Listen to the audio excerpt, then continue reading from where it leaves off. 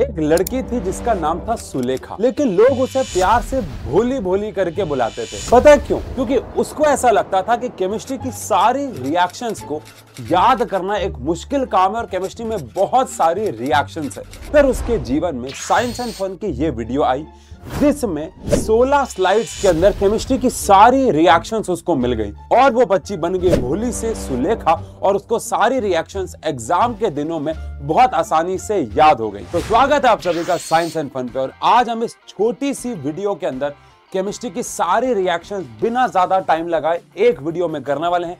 PPT आपको Telegram पे मिलेगी और ये सारी रिएक्शन एक जगह पे लिख लेना और भैया अपने एग्जाम में केमिस्ट्री में कम से कम 10 नंबर पक्के कर लेना, बिकॉज क्वेश्चंस डायरेक्टली तो आते ही आते हैं लेकिन इनडायरेक्टली भी आते हैं। तो हर एक एलिमेंट की प्रिपरेशन और सारी इंपॉर्टेंट रिएक्शन आपको इस वीडियो में मिलने वाली है। तो चलिए शुरू करते हैं। तो सबसे पहले आती है हमारे पास मैग्नीशियम रिबन।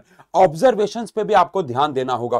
तो जब भी मैग्नीशियम रिबन जलता है ऑक्सीजन के साथ तो व्हाइट रंग का पाउडर बनाता है, साथ ही साथ कौन सी फ्लेम निकालता है भैया? व्हाइट डैजलिंग यानी कि चमकने वाली निकालता है फ्लेम। तो ऑब्जर्वेशन भी एग्जाम में पूछ सकते हैं। Calcium oxide in water, calcium oxide पानी में जाएगा तो कैल्शियम हाइड्रोक्साइड बनाएगा और लार्ज अमाउंट में निकलेगी हीट, जिसकी वजह से ये रिएक्शन हाईली एक्सोथर्मिक हो जाती है क्योंकि बहुत ज्यादा हीट रिलीज होती है। फोटोसिंथेसिस, कार्बन डाइऑक्साइड और वाटर सनलाइट की प्रेजेंस में यहां पे प्लांट्स अपना बनाते हैं ग्लूकोज और साथ ही साथ बनाते हैं ऑक्सीजन। ऑब्वियस बात है ये सारा का सारा काम क्लोरोफिल की प्रेजेंस में होता है। लेकिन इस रिएक्शन के दो वर्जन है। बायो में घुसे तो 6H2O ओवरऑल वो लेता है, बट एक्चुअली में वो 12H2O लेता है और 6H2O रिलीज कर देता है। तो आप ये और ये दोनों रिएक्शन लिख के आना। अगर फोटोसिंथेसिस पूछा है तो और एमसीक्यू में मार्क किया हुआ है तो इसको टिक करके आएंगे आप। रेस्पिरेशन में जहां पे हम अपने ही खाने को यानी ग्लूकोज को ऑक्सीजन के प्रेजेंस में माइटोकॉन्ड्रिया में जलाते हैं, ऑक्सीडाइज करते हैं, कार्बन डाइऑक्साइड निकालते हैं, पानी निकालते हैं और लार्ज अमाउंट में निकलती है एनर्जी। बैलेंस कर लेना जो रिएक्शन बैलेंस नहीं है। फिर आती है हमारे पास heating iron sulphate. Iron sulphate को जब भी हम हीट करते हैं तो आपको ध्यान रखना है आयरन सल्फेट दो प्रकार का होता है। FeSO4.7H2O 7H2O जो कि ग्रीन कलर का होता है, उसको हीट करने पे FeSO4 बचता है और 7H2O बाहर निकल जाते हैं और ये व्हाइट कलर का हो जाता है। लेकिन अगर इसको फर्दर हीट किया जाए यानी FeSO4 को फर्दर हीट किया जाए जो कि व्हाइट कलर का होता है, डेल्टा मतलब हीट, तो आपको मिलेगा Fe2O3, साथ में मिलेगा SO2 और साथ में मिलेगा SO3, दो बहने गैसेस, और ये रेड ब्राउन कलर का होता है जो कि रस्ट जैसा दिखता है या रस्टी होता है एक प्रकार से। फिर heating calcium carbonate, calcium carbonate को हीट करते हैं तो थर्मल डिकम्पोजिशन होती है, कैल्शियम ऑक्साइड बनता है और CO2 बनता है। Heating lead nitrate, lead nitrate को हीट करने पे भी थर्मल डिकम्पोजिशन होती है, लेड ऑक्साइड बनता है, O2 बनता है और ब्राउन कलर की गैस बनती है जो कि NO2 है। NO2 ब्राउन कलर की गैस है। इसके बाद सिल्वर क्लोराइड या ब्रोमाइड को धूप में रखो, इसको बोलते हैं फोटो डिकम्पोजिशन। दोनों के दोनों धूप में रखने पे Ag और Cl2 या Br2 में रिस्पेक्टिवली टूट जाते हैं। फिर आती है कॉम्बिनेशन रिएक्शन, जहां पे दो या दो से ज्यादा रिएक्टेंट्स आपस में जुड़ते हैं और एक सिंगल प्रोडक्ट को फॉर्म करते हैं, उसको बोलते हैं कॉम्बिनेशन रिएक्शन। ये तो एक जनरल रिएक्शन है, इसके और भी बहुत सारे एग्जांपल्स हो सकते हैं, जैसे कि कार्बन हाइड्रोजन और ऑक्सीजन आपस में जुड़ के बनाते हैं मिथेनॉल, ये भी एक कॉम्बिनेशन रिएक्शन है। तो ये मत समझना कि हमेशा दो ही प्रोडक्ट होते हैं।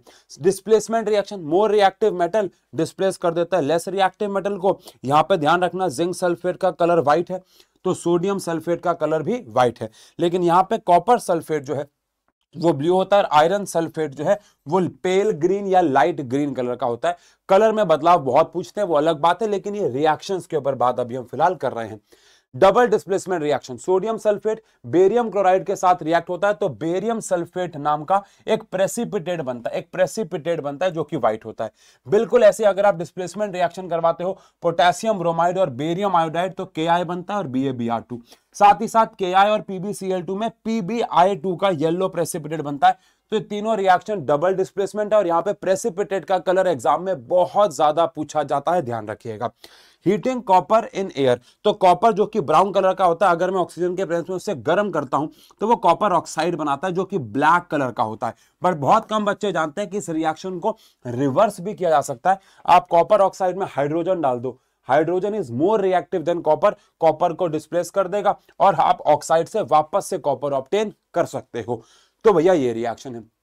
इसके बाद कार्बन डाइऑक्साइड को लाइम वाटर में डालना, कहीं ना कहीं ये टेस्ट बहुत ज्यादा इंपॉर्टेंट है। हमारे एग्जाम में आने के चांसेस हैं। कार्बन डाइऑक्साइड को कैल्शियम हाइड्रोक्साइड में, यानी कि जब हम लोग लाइम वाटर में डालते हैं तो वो मिल्की हो जाता है। क्यों हो जाता है? बिकॉज वो कैल्शियम कार्बोनेट बनाता है, और यही कैल्शियम कार्बोनेट ही एक्चुअली लाइम वाटर को मिल्की करता है। लेकिन अगर आपने कैल्शियम कार्बोनेट में, और पानी तो उसमें होगा ही, और ज्यादा CO2 पास करा दिया, एक्सेस में CO2 पास करा दिया, तो बनता है कैल्शियम हाइड्रोजन कार्बोनेट, जो कि पानी में घुल जाता है, और घुलने की वजह से ये वापस से एक प्रकार से कलरलेस हो जाता है। वापस से एक प्रकार से कलरलेस हो जाता है।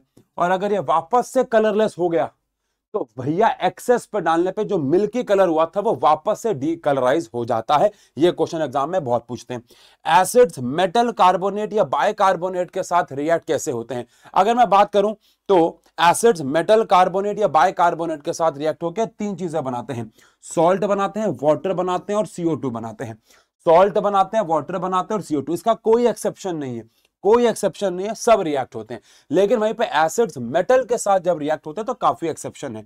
कुछ मेटल्स हाइड्रोजन से कम रिएक्टिव है, कॉपर हो गया, गोल्ड हो गया, सिल्वर हो गया, प्लैटिनम हो गया, ये मेटल्स एसिड के साथ रिएक्ट नहीं होते।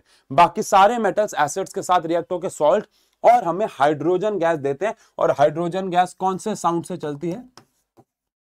पॉप साउंड, है ना भाई, पॉप साउंड से ये बर्न होती है। लेकिन यहां पे भी एक बहुत छोटी सी किक है, एक्सेप्शनल केस है, एग्जाम में बहुत पूछा जाता है। सारे एसिड मेटल से रिएक्ट होकर सॉल्ट और हाइड्रोजन गैस बनाते हैं, लेकिन निट्रिक एसिड जो है वो हाइड्रोजन गैस के बजाय पानी फॉर्म करता है, क्योंकि निट्रिक एसिड जो है वो बहुत अच्छा ऑक्सीडाइजिंग एजेंट होता है। HNO3 जो होता है ये बहुत अच्छा ऑक्सीडाइजिंग एजेंट होता है। और अगर ये ऑक्सीडाइजिंग एजेंट है, बहुत अच्छा ऑक्सीडाइजिंग एजेंट है, तो क्या करेगा? वाटर, यानी हाइड्रोजन जो बनाई थी इसने, उसको ऑक्सीडाइज करके वाटर में कन्वर्ट कर देगा। लेकिन एक्सेप्शन में भी एक्सेप्शन है, एक्सेप्शन में भी एक्सेप्शन है। निट्रिक एसिड एसिड एक ऐसा एसिड है जो पानी बनाता है मेटल्स के साथ रिएक्ट होकर, क्योंकि वो एक अच्छा ऑक्सीडाइजिंग एजेंट है, तो एक्सेप्शन है।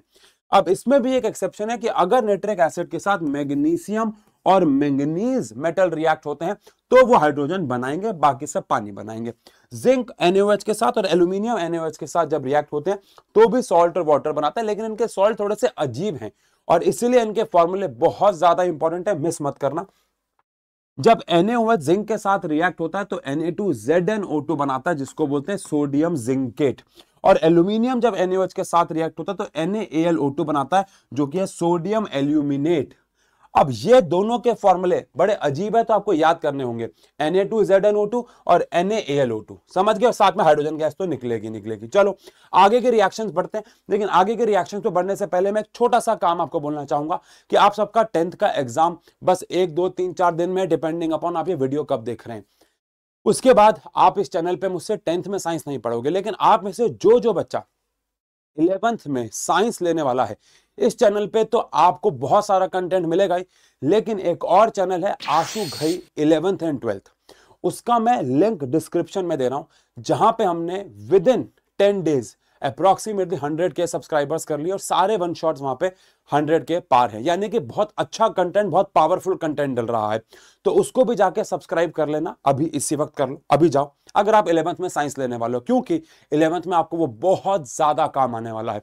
तो भैया चैनल ऐसा कुछ दिख रहा होगा, यहाँ पे लिंक मैं आपको डिस्क्रिप्शन में दे रहा हूं, सबसे टॉप पे जाओ, प्लीज उसे फॉलो कर लो अगर आप साइंस लेने वाले हो तो। फर्क करके आ गए? पक्का? झूठ तो नहीं?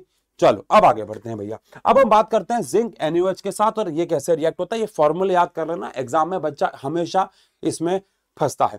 अब अगर बात करें कि एसिड और बेस आपस में कैसे रिएक्ट होते हैं, तो ऑब्वियस बात है, जब भी एसिड और बेस रिएक्ट होते हैं तो प्रोसेस का नाम है न्यूट्रलाइजेशन रिएक्शन।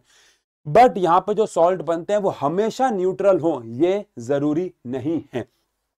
एसिड और बेस आपस में रिएक्ट होकर सॉल्ट और वाटर बनाते हैं। अगर एक स्ट्रॉन्ग एसिड है और स्ट्रॉन्ग ही बेस है तो आपको एक न्यूट्रल सॉल्ट मिलेगा, जैसे कि एग्जांपल दे रखा है। लेकिन अगर आपने एक स्ट्रॉन्ग एसिड ले लिया और वीक बेस ले लिया, एल्यूमिनियम हाइड्रोक्साइड एक वीक बेस है, तो आपको एसिडिक सॉल्ट मिलेगा, यानी ये सॉल्ट एसिडिक नेचर शो करता है। और वहीं पे अगर आपने वीक एसिड और स्ट्रॉन्ग बेस लिया, सबको पता है सपोनिफिकेशन रिएक्शन इसका बेस्ट एग्जाम्पल है, बट उसमें हम एस्टर की हाइड्रोलिसिस करते हैं। इन शॉर्ट, अगर आप इथेनोइक एसिड को, जो कि एक वीक एसिड है, NaOH जो कि एक बहुत स्ट्रॉन्ग बेस है, उसके साथ रिएक्ट करोगे तो सोडियम इथेनोइड कार्बोनेट्स कंपाउंड का सबसे इंपॉर्टेंट कंपाउंड है ये, वो बेसिक नेचर का होता है। कहने को सॉल्ट है लेकिन ये बेस है, जैसे कि सोप भी होता है। अब हम बात करने वाले हैं क्लोर अल्कली प्रोसेस की। क्लोर अल्कली प्रोसेस का नाम क्लोर अल्कली प्रोसेस क्यों पड़ा? क्योंकि इसमें अल्कली यानी कि NaOH बनता है और क्लोरीन गैस यहाँ पे as a by product release होती है। इससे हम लोग बनाते हैं कॉस्टिक सोडा। क्या बनाते हैं? इससे हम लोग कॉस्टिक सोडा बनाते हैं। क्या होता है प्रोसेस में? हम लोग नमक लेते हैं, पानी में डालते हैं और उसके अंदर बिजली पास कराते हैं। नमक और पानी के सॉल्यूशन को ब्राइन सॉल्यूशन कहते हैं। हमें NaOH मिलता है, H2 मिलता है और Cl2। ध्यान रखना, हाइड्रोजन जिस पे पॉजिटिव चार्ज होता है वो हमेशा नेगेटिव यानी कि कैथोड पे जाएगा, और क्लोरीन जिस पे नेगेटिव चार्ज होता है वो हमेशा पॉजिटिव यानी कि एनोड पे जाएगा। ये मैंने यहाँ पे लिख भी दिया है। इसके बाद formation of chloride of lime. Chloride of lime का मतलब है ब्लीचिंग पाउडर अगर आपको बनाना है तो आप क्या लोगे? लाइम वाटर लोगे और उसमें क्लोरीन गैस पास कराओगे, इसलिए इसको क्लोराइड ऑफ लाइम भी कहते हैं। तो आपको CaOCl2 यानी कि ब्लीचिंग पाउडर मिल जाएगा, बदले में पानी निकलेगा, वो अलग बात है। बेकिंग सोडा बनाना है तो ये 4 चीजें आपको डालनी होंगी। बेकिंग सोडा बनाना है तो ये 4 चीजें आपको डालनी होंगी। इस पूरे प्रोसेस में हम बेकिंग सोडा और वॉशिंग सोडा दोनों ही सीख लेंगे, लेकिन ध्यान देने वाली बात है बेकिंग सोडा पहली रिएक्शन है। 4 चीजें डालनी है, NH3 यानी एमोनिया, कार्बन डाइऑक्साइड, पानी और साथ में NaCl। इन चारों को डालते ही आपको 2 लोग मिलेंगे, NaHCO3 जो कि आपका बेकिंग सोडा है और NH4Cl जो कि अभी आपके फिलहाल काम का नहीं है।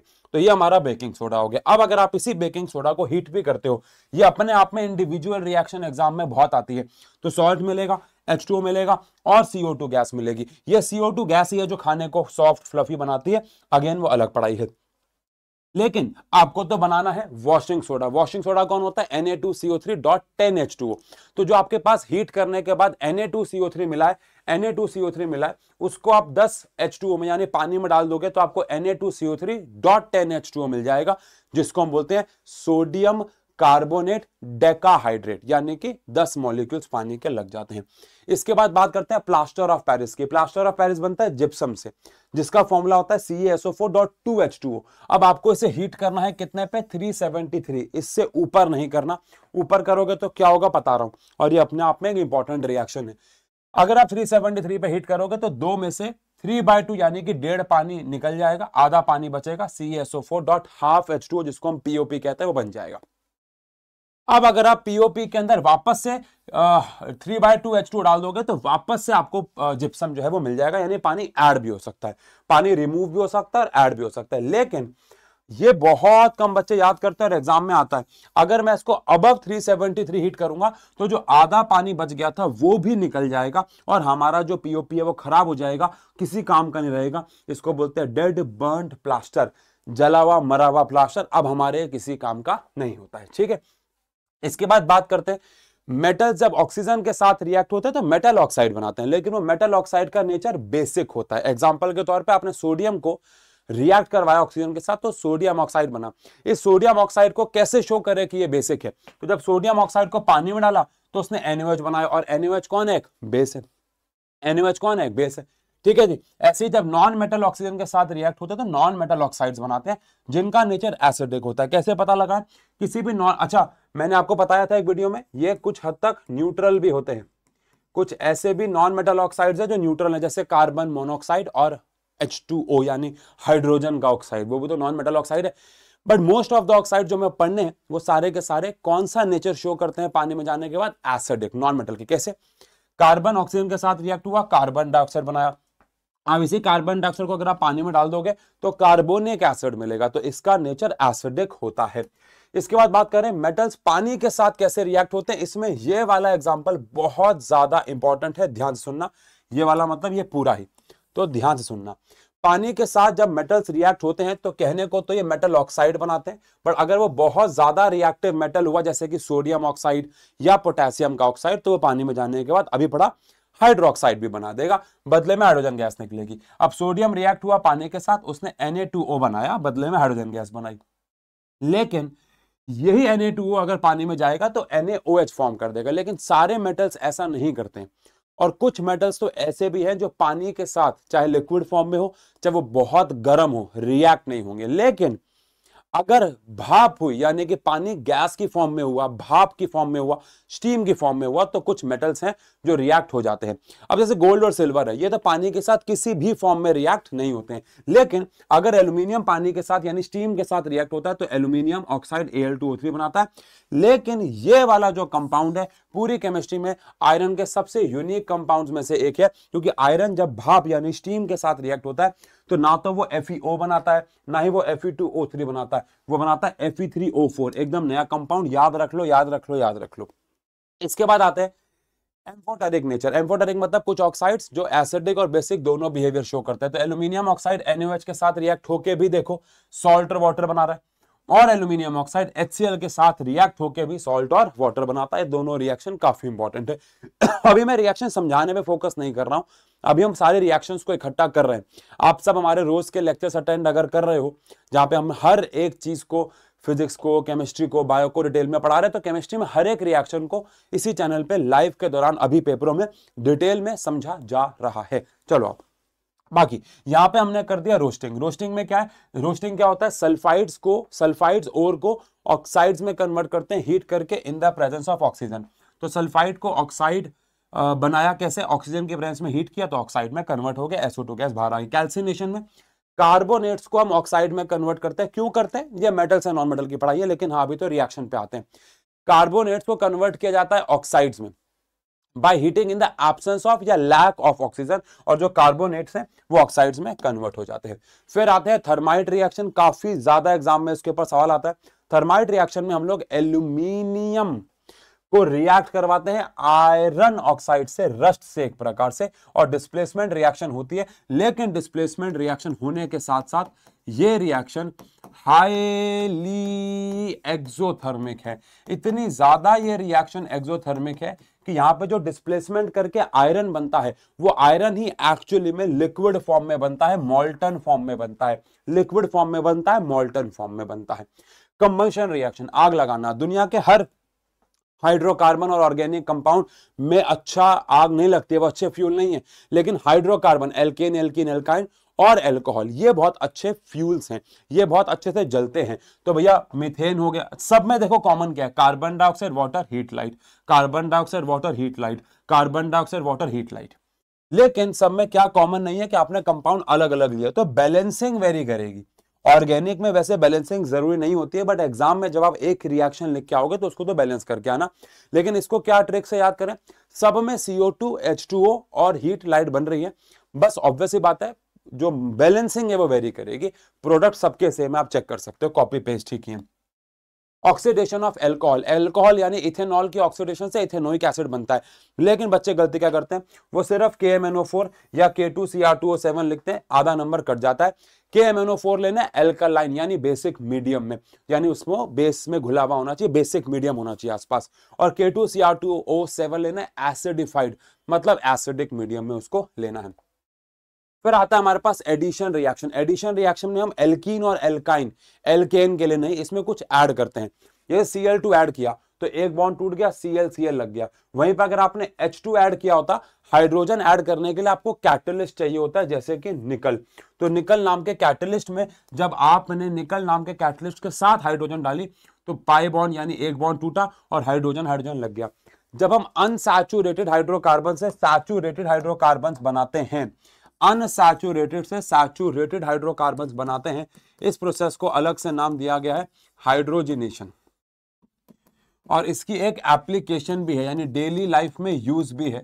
इससे हम लोग वेजिटेबल ऑयल से वेजिटेबल घी, रिएक्शन पढ़ा नहीं रहा हूं, ये हमारे पास ऑयल होता है। तो अगर एग्जाम में आया कि बताओ ऑयल को घी में कैसे कन्वर्ट करते हैं, तो ये रिएक्शन आपको लिख के आनी होगी। ये हमारे पास ऑयल है, आर का मतलब होता है नंबर ऑफ कार्बन की चेन, हाइड्रोजन निकल डाला तो अनसैचुरेटेड सैचुरेटेड में कन्वर्ट हो गया। सब्स्टिट्यूशन रिएक्शन, एक H जाएगा उसके बदले में Cl लग जाएगा, लेकिन ये काम कराना होगा अल्ट्रा वायलेट रेज की प्रेजेंस में। अल्कोहल को सोडियम के साथ रिएक्ट कराएंगे तो यहाँ पे हाइड्रोजन गैस निकलेगी और H हट के सोडियम लग जाएगा, जिसको बोलेंगे C2H5O Na+, यानी कि सोडियम इथॉक्साइड। बहुत सारे बच्चे इसे सोडियम इथेनोएट समझते हैं, वो कार्बोक्सिलिक वाला है। यहाँ पे अल्कोहल से सोडियम रिएक्ट हुआ, आप ऐसे चाहो तो ऐसे लिख लो, ऐसे चाहो तो ऐसे लिख लो। तो यहाँ पे बन जाएगा CH3CH2 O माइनस Na+, ये सेम ही चीजें हैं। इसको बोलेंगे सोडियम इथॉक्साइड। क्या बोलेंगे? Sodium ethoxide. प्लस में हाइड्रोजन कैसे आ गया? प्लस में अभी फिलहाल कोई हाइड्रोजन नहीं भाई, नहीं नहीं, ठीक है। सोडियम इथॉक्साइड यहाँ था, यहाँ तो आएगा, यहाँ पे भी फिर लगाई देते हैं, यहाँ पे भी लगा देते हैं, ठीक है। चलो ठीक है, इसके बाद आता है हमारे पास बहुत इंपॉर्टेंट रिएक्शन, इस चैप्टर का निचोड़ है ये, आपको पता है, डिहाइड्रेशन ऑफ अल्कोहल। अल्कोहल में से पानी को रिलीज करवाना है, तो CH3CH2OH है, H2SO4 डालते हैं कंसंट्रेटेड 443 केल्विन पे, यहां से OH जाता है, यहां से H जाता है, इनमें डबल बॉन्ड बन के एल्कीन बन जाता है। इथेनोइक एसिड को सोडियम से, NaOH से, Na2CO3 या NaSCO3 सभी से रिएक्ट कराओगे तो आपको एक ही चीज मिलेगी, और वो है sodium ethanoate, sodium ethanoate, sodium ethanoate, sodium ethanoate मिलेगा, ठीक है। एस्टरिफिकेशन, एस्टर के अंदर, एस्टरिफिकेशन का मतलब होता है एस्टर फॉर्म करना। एस्टर फॉर्म करना मतलब CH3COO C2H5 sweet smelling compound बनाना। वो कैसे बनता है? जब आप कार्बोक्सिलिक को यानी इथेनोइक एसिड को इथेनॉल के साथ रिएक्ट कराते हो और उसमें कंसंट्रेटेड H2SO4 डालते हो तो पानी का लॉस होता है, यहां से जाता है OH, यहां से जाता है H, पानी का लॉस होकर एक स्वीट स्मेलिंग कंपाउंड बनता है एस्टर, जिसका नाम है इथाइल इथेनोएट। सपोनिफिकेशन बहुत इंपॉर्टेंट, हमारे पास एस्टर होता है, हम उसकी हाइड्रोलिसिस करते हैं, उसमें NaOH डालते हैं एक्वास, ये बीच में से टूट जाता है, इस पे जाकर लग जाता है OH और इस पे जाकर लग जाता है Na, तो सोडियम इथेनोएट बनता है, बट ये सोप मॉलिक्यूल का काम करता है, इसलिए इस रिएक्शन का नाम सपोनिफिकेशन, और साथ में बनता है ethanol. Oh my God, 41 reactions, सब डिविजन्स मान ले तो मैक्सिमम 45 रिएक्शन हमारी पूरी केमिस्ट्री में है, जिन्हें हमने एक छोटी सी वीडियो में खत्म किया है। आई होप आप इनको साथ साथ लिख रहे हो, सामने चिपका लो बेटा, अब नहीं तो कब, अब नहीं तो कब बेटा। आप सभी का एग्जाम अच्छा होगा। आई होप आप साइंस एंड फन के सारे लेक्चर्स अटेंड कर रहे हो जो लाइव में हम लोग सुबह ले रहे हैं, सुबह से लेकर दोपहर शाम तक एक लंबी मैराथन चल रही है। आई होप आप उनमें हाईली एक्टिव हो, क्योंकि 16 साल का 17 साल का एक्सपीरियंस डाल देते हैं वहां पे हम। ऐसा नहीं है, क्वालिटी पे मेन फोकस रहता है, क्वांटिटी पे नहीं, ये बात ध्यान रखिएगा बेटा। तो मिलते हैं, और अगर अभी तक 11th वाला चैनल सब्सक्राइब नहीं किया है, आशु गई 11th एंड 12th, इस चैनल पे तो बहुत कंटेंट आएगा ही, आशु गई 11th 12th वाले पे भी आएगा, लिंक डिस्क्रिप्शन में है, या ये सर्च भी कर लोगे जो ये नाम है तो भी आपको मिल जाएगा, ठीक है बेटा। क्योंकि वहां पे अगले साल 11th का बहुत सारा बढ़िया कंटेंट आने वाला है, और साथ ही साथ वहां पे मैं ये कुछ प्लान्स भी डालूंगा कि किस बच्चे को साइंस लेनी चाहिए, किसको नहीं लेनी चाहिए, आपके एग्जाम के बाद काम आएगी। बाकी आप सभी को बेस्ट ऑफ लक।